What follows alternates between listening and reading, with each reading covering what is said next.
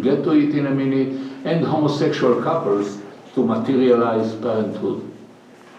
Let's talk a little bit about PGD. Those of you who are not in the field, I explain what is PGD. It's with us already 20 years, and I believe that this is one of the medical advances that ignite the imagination. It ignites the imagination because couples who are carriers of bad mutations in one gene, monogenic mutation, or parents, even more important, parents who have at home an affected child with one of 350 well-known monogenic diseases. The leading severe ones are Tay-Sachs, cystic fibrosis, familial dysautonomia. They have already an affected child. Their desire is to produce a healthy child, that the siblings of this child will be healthy. PGD or PGT, PGD, the D stands for diagnosis, T stands for testing, enables to do it. When the IVF department in a hospital cooperates with the genetic department, we can tell this couple who have a sick baby at home or a sick child at home, who are known to be carriers of dominant or recessive genes that are responsible for mutation in one gene, we can tell this couple, look, you don't have any fertility problem, we know that. But we can help you produce a normal baby. You can do it if, despite the fact that you can become pregnant the natural way, you will use IVF. As I said, in IVF we produce 10 to 20 embryos. We can subject these embryos to overnight DNA testing and select only the healthy embryo. And the chance for a healthy embryo is very high, because if there are 10 to 20 embryos in a dominant disease, statistically 50% will be healthy. In a recessive disease, this is basic genetics, I'm sure that all medical staff here is familiar with it. In recessive disease, 25% of the babies will be sick and 75% will be healthy. So the chance when you have 10 or 15 or 20 embryos to select a genetically healthy baby is very high. I want to tell you that in my hospital that started PGT 20 years ago, we had celebrated the birth of 6,000 healthy babies to such couple. And they are all very, very happy. So this is PGD or PGT in severe congenital diseases where the babies will be born sick, like in Tay-Sachs. They will have miserable life and very short life. If you compare Tay-Sachs, these babies die with severe neurological malformation at the age of 1 to 2 years. If we say cystic fibrosis, so it's true today, those of you who are in pediatrics or deal with this kind of diseases know that we see even patients with cystic fibrosis today who are 40 years old, but their life is miserable life. They are admitted to hospital time and again with pneumonias, and if we can prevent their birth, this is a major achievement. So there is no ethical dilemma that all these monogenic diseases that have 100% penetrance, 100% will be sick, we know it if they have the mutation. And it's manifested at very early age, there is no ethical dilemma here. Of course it is allowed by everybody, by ethics, by law, by Jewish law, by Christianity, there is no problem at all. But what about diseases that are manifested much later? I don't know how many of you are familiar with Huntington disease, very severe disease with 100% penetrance when the patient carries the gene, but it's manifested at the age of 30. What about diseases with incomplete genetic penetrance? Take the BRCA genes, the BRCA1 or 2. It's incomplete penetrance. 40% of women will have breast cancer by the age of 40 on the average if they carry the BRCA, but 60 will not have it. And we can detect the gene and do some preventative work that is not 100% proof. But if you subject these women to more frequent mammographies from very early age, to ultrasound of the breast, to MRI of the breast, You can detect the cancer very early when it is close to 100% curable. Are we allowed, ethically, religiously, by law, to do PGD to this kind of couples? So there is no clear-cut answer. That's why I pose the question, which diseases should be prevented by PGT? About gender selection, we'll talk in the next slide. But I discussed already the significance of age of onset, severity of the disease, and the efficacy of preventative and therapeutic measures. If you want to hear an extreme example, Alzheimer's, which is the most stressful degenerative neurological disease of the elderly. Today we think that Alzheimer's is either not genetic at all, or if it is genetic, like diabetes, it has polygenic origin. But let's assume that in the near future, all the genes that are responsible for Alzheimer's will be discovered. Are we allowed to take a couple, to subject it to ovarian stimulation in order to prevent the appearance of Alzheimer's at the age of 80? It's an ethical dilemma. We are not sure. So far we don't know about it, so we cope with BRCA. Now, as many of you know from the literature, BRCA, BRCA genes are very prevalent in Jewish Ashkenazi women. And in Israel, that has a national health insurance law that give a wide basket of services free of charge. Every Ashkenazi woman is entitled to genetic testing in order to exclude BRCA. And if she is found to be a carrier, she will have free of charge frequent mammographies from very early age, from teenager, ultrasound and MRI. But still the law does not enable her to do a PGD because the ethical dilemma was not settled yet.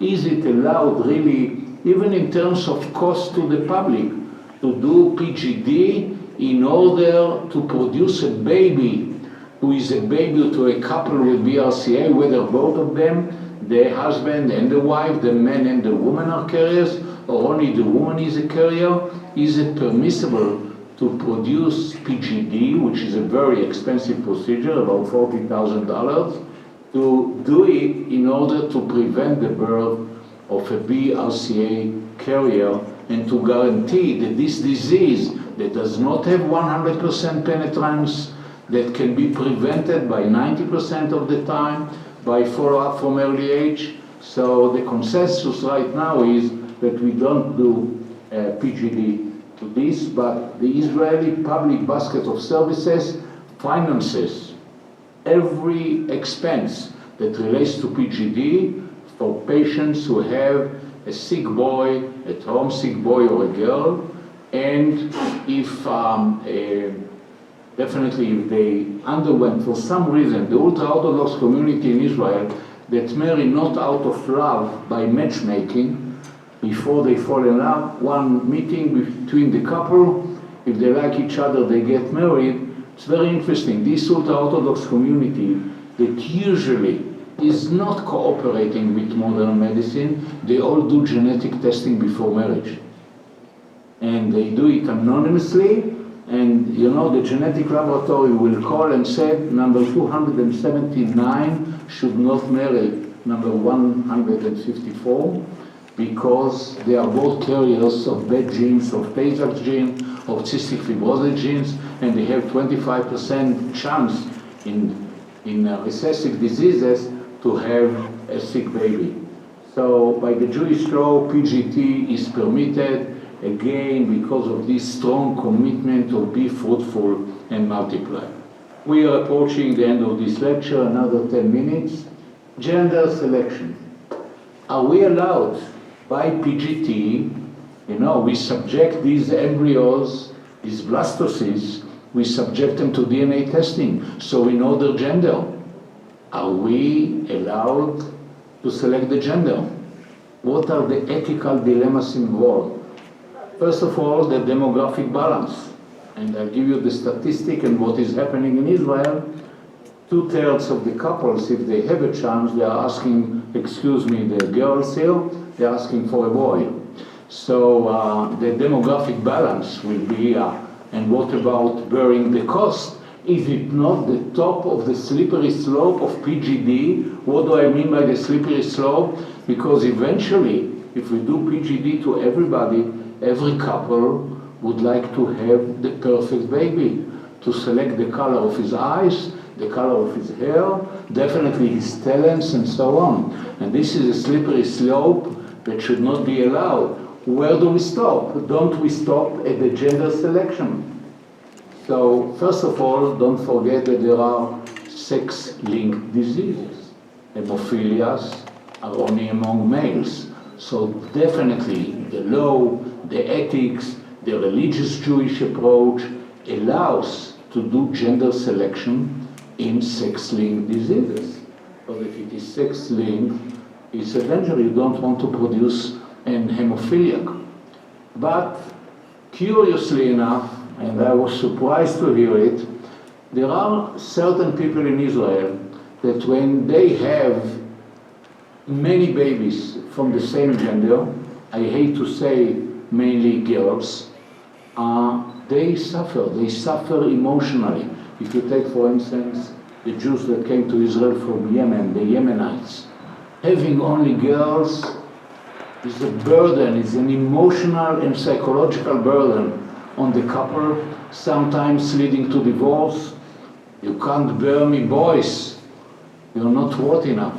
I know that this sounds terrible, but I said that it's the task of society to manage modern science in a socially responsible way, and surprisingly enough, against my view, Israel has a law that if a couple has 4 children of the same gender, and the psychologist assess that at least one of the members of the couple is suffering tremendously emotional and psychological problems from that, a special committee that interviews them, a special psychologist to assess the situation, they can have, with the permission of this special committee, gender selection. Just to give you an idea how rare it is, this regulation in Israel exists since 2012. Since then, 11 years or 10 and a half years, about 60 couples a year come to the committee. 87% are rejected. 20% of the requests are not rejected because it's sex-linked diseases. There is no ethical problem with sex-linked diseases. If there is hemophilia in the family, they will enable them to select and to have only males. But the not surprising statistic is that 67% of these couples ask for boys, and only 1/3 ask for girls because they already have 4 boys. But permission is given very rarely, under strict constraints, and only if psychological problem or really the relationship between the couple is in danger, this will be improved. I think it's very interesting, and I understand that not everybody will agree. What about fertility preservation? Today, which is another ethical dilemma that brought to our doorstep with modern technological assisted reproductive technology. So you know that people who undergo chemotherapy, and many times it is in young patients with leukemia or with lymphoma, they need chemotherapy, or even the BRCA carriers who have breast cancer at the age of 20 and they need to have chemotherapy. They are not married, they want to be mothers. So of course, to preserve their ova and freeze it, or to preserve ovarian tissue. In Israel, we preserve ovarian tissue, and we have many examples of successful pregnancies many years later from this frozen ovarian tissue. Of course, that under these circumstances of chemotherapy, it is absolutely allowed, and not only allowed, the Israeli public basket of services even finance it completely, and it's not inexpensive. So here we don't have much ethical dilemmas. People who does not get chemotherapy usually do not need fertility preservation, so there are no much problems with that. In order to sum up this lecture and to leave 5 minutes for questions, so I think I showed in this lecture that ART brings to our doorstep a myriad of ethical dilemmas. Jewish law takes a position on most of them. Advances achieved through ART should be implemented in a socially responsible manner. So thank you very much for your attention, and if there are any questions, I'm ready to answer.